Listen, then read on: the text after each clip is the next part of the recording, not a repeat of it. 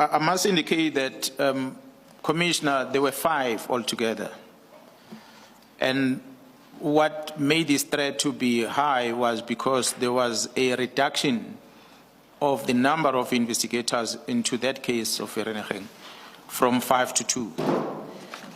Well, of course, we don't know the reasons as to what led into that. So part of the threat was that the team that was busy with this investigation felt that they can protect themselves because there's quite a lot of them, but suddenly they are reduced to 2. And that made them feel more vulnerable. And as a result, and in part, the death threats were made on them. And there was also this growing concern about infiltration of the police, which might have led into the reduction of these number of detectives that they deployed. Let's turn then to the request made to you by Lieutenant General Khumalo.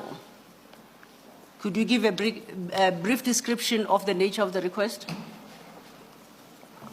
Commissioner, Lieutenant General Khumalo, if you remember, if you recall, I mentioned earlier that he has been with the political killings task team from inception in 2018.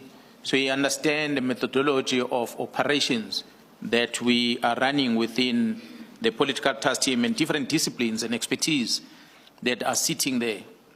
The Commissioner made the reference to paragraph 93 about the achievement of the team, which has been reflected on the successes that they've made over time.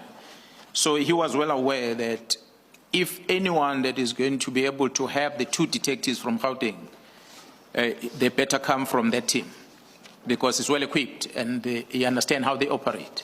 So that's why he approached me and he asked me if I can release some of these investigators to come to Gauteng so they can assist. And how many did he request and for what purpose? He requested 10 of them, and they had specific purpose that they were going to, specific roles they were going to play. Amongst the 10 will include a commander that was going to be in charge of the team, the analyst that were going to assist the team, the investigators, including the digital forensic investigators, ballistic analysts, crime scene experts, as well as a designated firearm officer and cell phone data analyst.